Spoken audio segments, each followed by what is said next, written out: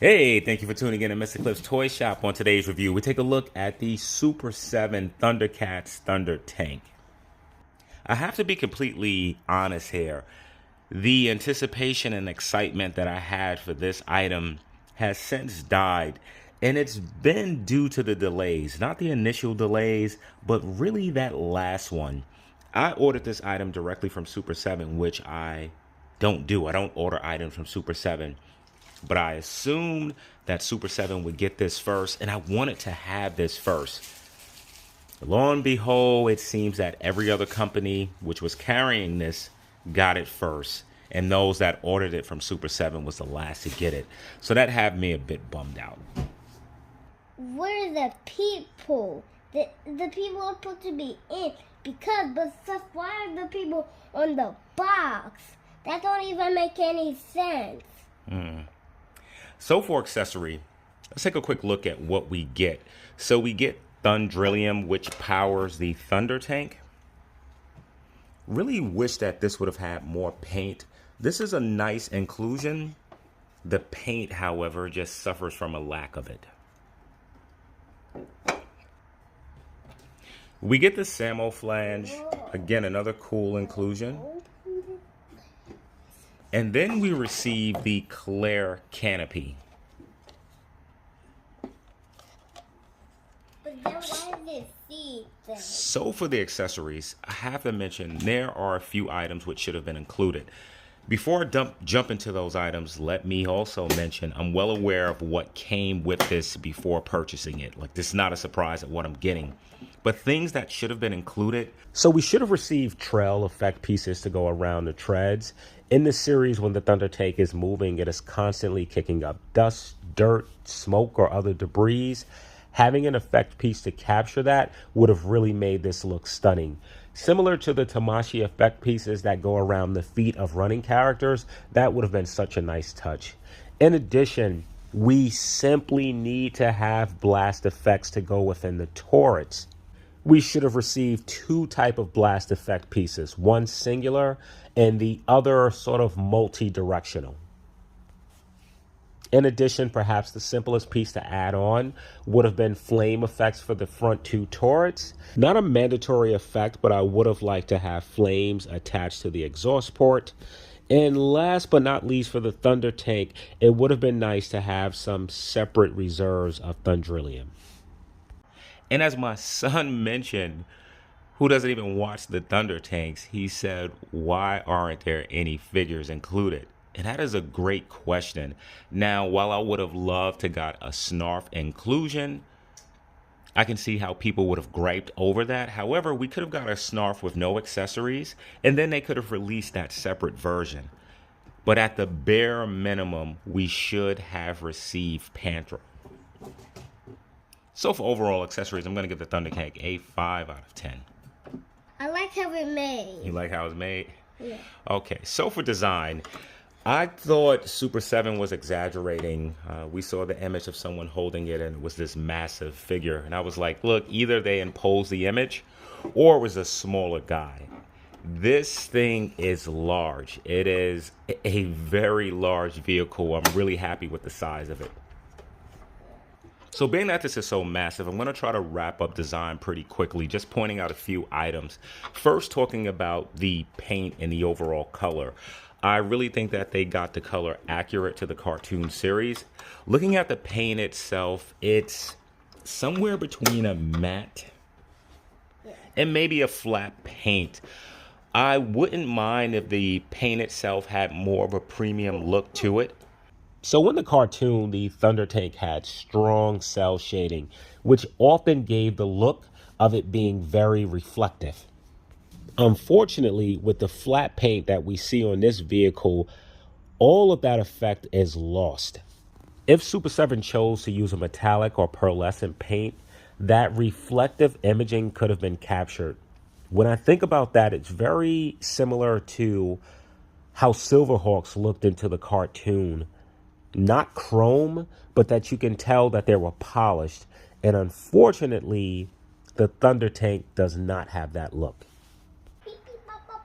So looking at the side profile, I really like how the red stands out underneath. Coming to the reds, this looks very good. Yeah. Again, with that, sort of lack of paint, wouldn't have mind if there was some weathering, though I know that's not Super 7 thing here. But really like that the treads themselves are actual rubber. Let's just zoom in a little bit. Now, one thing that I do not like, if you look at the entry to, we're going to say the doorway here, or it's not a canopy, so we'll say the entryway to get into the vehicle. Can't think of what this called, but for lack of a better word, we're going to say how the latches are on the outside. This could have had more of a seamless look.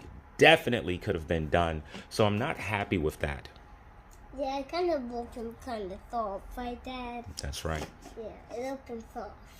Looking at the back of the Thunder Tank itself, I actually don't mind the silver. It does help to stand out a little bit, as most of this color here is just flat or a matte finish. You do have the black. Would have liked some extra details here. Looking at the top of the Thunder Tank, I do not like the hard lines here. Wish that this was done more seamless. And then I do not like the latches that are here as well. Yes, it's a game. So looking at the emblem of the Thundercats, I do not like how the line runs across it. I do understand it. The doors do open to the side, so it's something that's necessary. Now, what could have been done, I'm not sure if it would have been to collector's delight. This could have been a separate attachment, one solid piece. That way, when you close the doors, you simply can attach this part on it, and it will remove this seam that's running through the middle. So with the top open, it gives us a look at what we can see inside here. Here you have the blasters. You have a few colors. Maybe I can zoom in, hope to see that. So I really like these colors. It really helps it to stand out. The paint seems to be pretty clean here. You okay? Yeah, I did it. Turning the Thundercat a little bit to the side. You get to see buttons on the side. Really like how well that is painted. The colors really help to stand out and give the inside of the Thunder Tank a lot of characteristics. On the side here, you also see the Thundercat logo. So turning it this way, you are able to see the seats. The ones that are in the back, or two that are in the back, they're pretty close to one another. I mean, it's really bunched up. Doesn't seem like a lot of space there. And rotating to the other side, you actually have some additional components that are mounted to the inside. This is different from the other. I thought it was a carbon copy at first. Really like this electronic feature. And looking down on the seats, you can see that the seats have electronics of their own. So I nearly forgot to show something here. The canopy, of course, removes, giving access to an unsightly top. Now we do receive a clear canopy that will go over it to cover the holes. However, that clear canopy is used for light battle or underwater travel. The Thundercats are able to access the Thunder Tank by jumping in and out of it. And if I remember correctly, during the promotional images, that section was actually covered. So the fact that something wasn't provided to cover this area, I will absolutely taking a look be into the deducting cabin, points. you have a lot of color, different instruments, reds and blues that are standing out, things that really give the inside of the Thunder Tank a nice touch. So for design, Super 7 really did a good job in capturing the look of the Thunder Tank. I think there are some areas that's missed, some areas that could have been seamless. This would have certainly benefited from some higher quality or premium paint.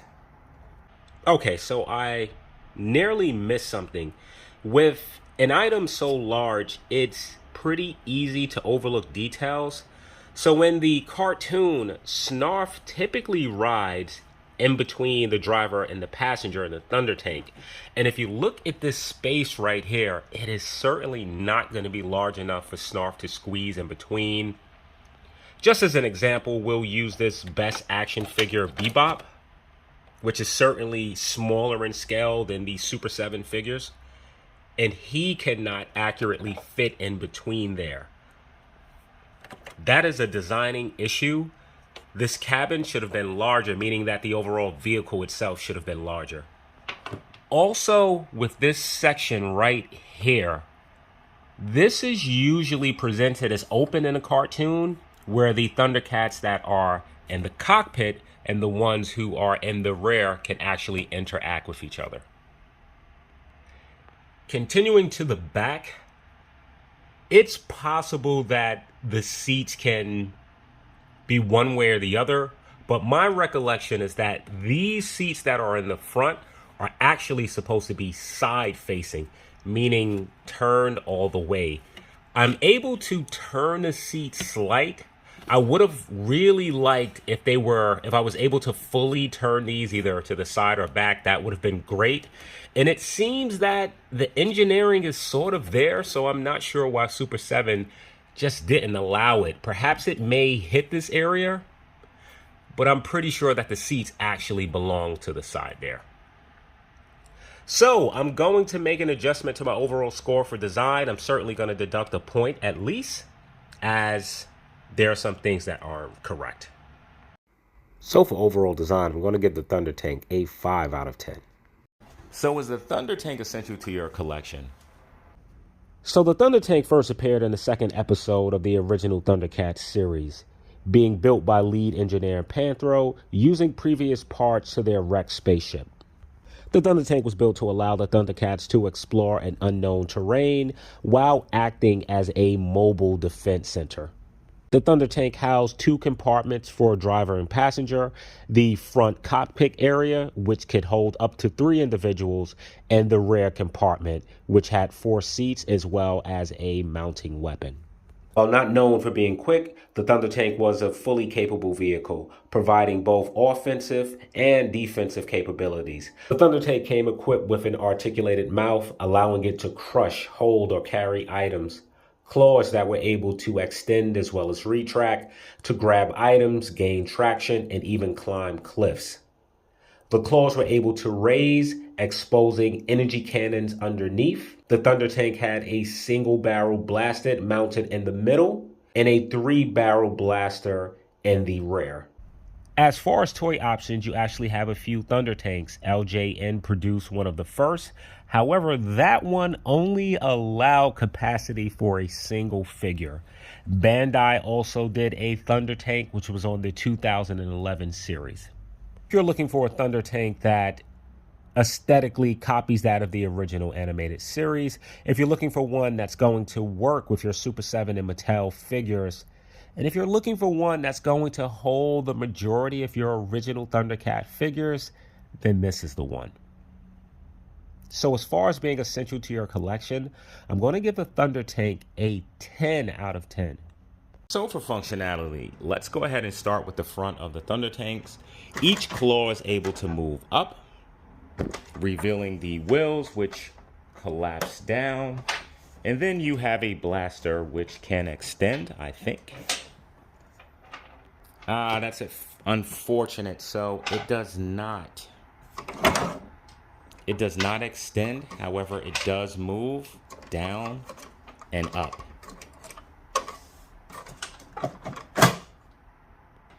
So now moving to the mouth of the Thundertank, it does open, showing this area here. You do have the detachable canopy. Excuse me, let's just elevate this for a moment. Which you're able to easily remove. You also have this part giving access to this blaster, which does extend just a little. Like it's maybe 1/4 of an inch that it comes out. Try to turn it to the side so that you can see it maybe a little better. See that? Barely any additional. Okay, so coming to the side of the Thundertank, I think these are all problem areas here. So the treads, do not roll. They do not move. You literally would have to grab them with your hand, lift the Thundertank, and move them like so. It is no way that it took us 2 years to get this vehicle and the treads do not move. This is a problem. If you want to know how does it roll without the treads, if you lift it up, you have this pretty big roller in the middle, and then you have some wheels that are in the front, but none that are in the back. So the front moves and the rear of this just slides. At the inside of the Thundertank, the other travesty is that there are no light up features. Yes, I know when I bought this that it wasn't coming with light up features, but it should have. If these devices that are on the wall could light up, this would have gave this vehicle such a premium feel. So zooming in on the turret in the back, it does raise, rotates left and right, up and down, but it's not high enough. It really should have been higher so that it can shoot over the vehicle.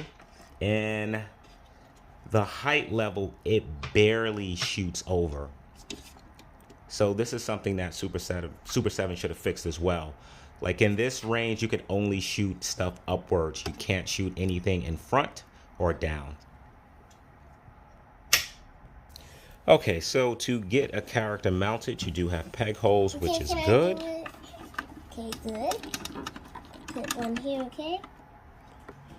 All right, so we have some issues here. So where the holes are mounted, it doesn't really provide enough space for the character to fit. Let's see if I could zoom out just a little bit.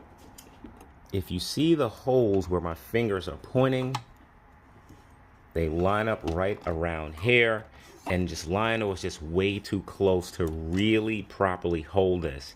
And if you decide to just put the hands on it and have him back, he's sort of standing off of it. So this needed to be moved further forward. Yeah. So I can already tell that it's going to be some challenges getting the figures to fit, particularly in the back.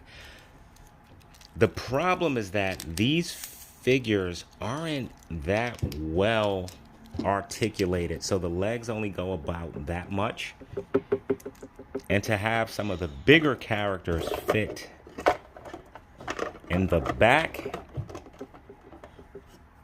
suppose it could work. Let's throw someone else back there.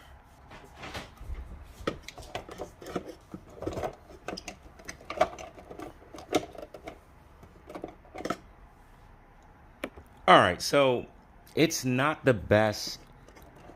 It's more limitation with the figures than it is the Thundertank. In the front, they fit better. The challenge will be having someone properly stand on that. So I was able to get Pantro up there. I feel like he looks pretty natural sitting. Lionel, not as much, and it's really because of the claw on his side, which is causing some challenges with me bending him. Years ago, the peg popped off another version, so I'm kind of cautious of what I do with that Lionel.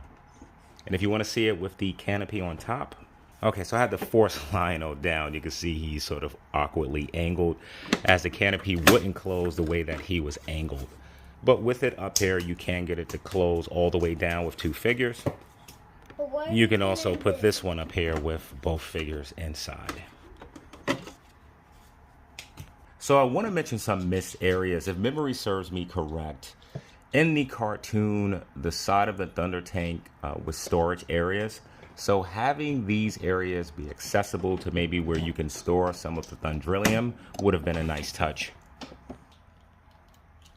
Also with the Thundertank, if memory serves correctly, I think the engine was mounted in the back.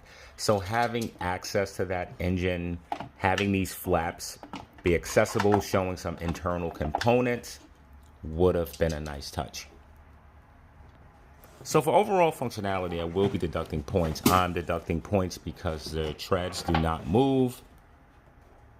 I'm deducting points for lack of light up features. I want to deduct points for lack of sound as well, but I won't deduct any points for that.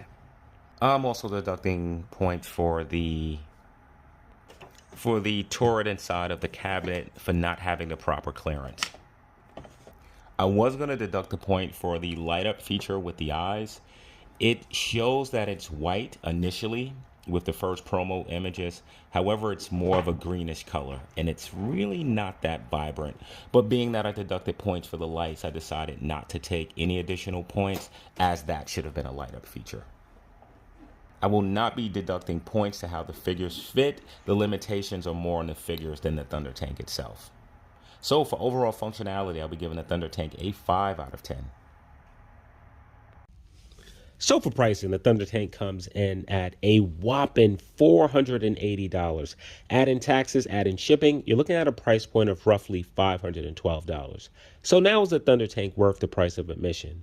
Well, in terms of accessories, let's see what it comes with. You receive 2 versions of the Canopy, a container of Thundrillium, and a tool.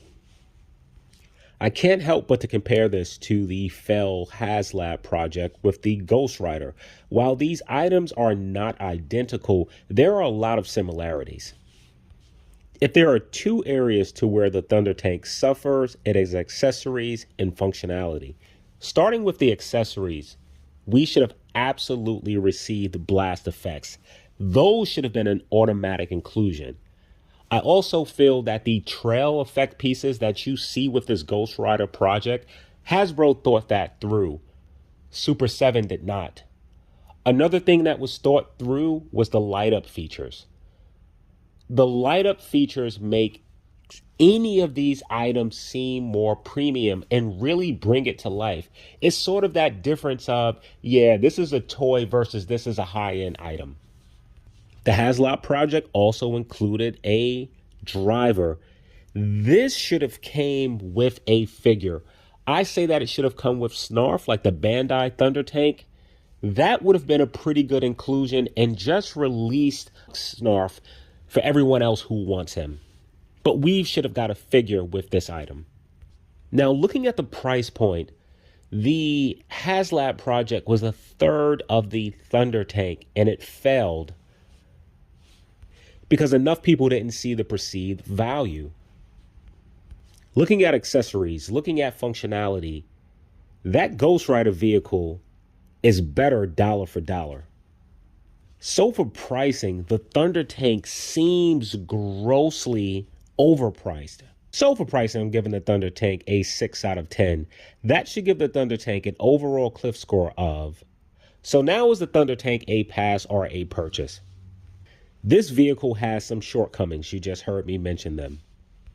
This vehicle is grossly overpriced in my opinion. This vehicle is likely to be the only Thunder Tank that you're going to ever receive in this scale for the rest of your life. So as far as being a pass or purchase, this is an absolute purchase.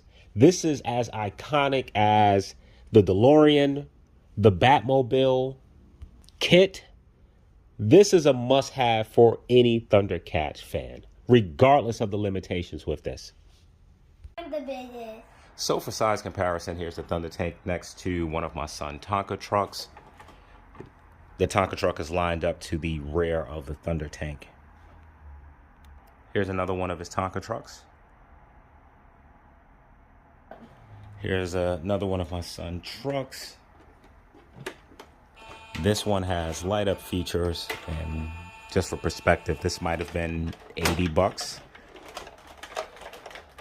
And sounds. And a functional crane, just to keep adding to it. Dad, Okay, my son insisted that we show another Tonka truck. can you pick this up? Biggest and biggest. Who are you gonna pick? Well, with this extended, this one is longer. Okay. And for the best scale would be the Toys Alliance Party Wagon With Mikey. And here is a side look at the two. Oh. So thank you for tuning in to Mr. Cliff's Toy Shop. I hope to see you during the next review. Now can we do the Mikey?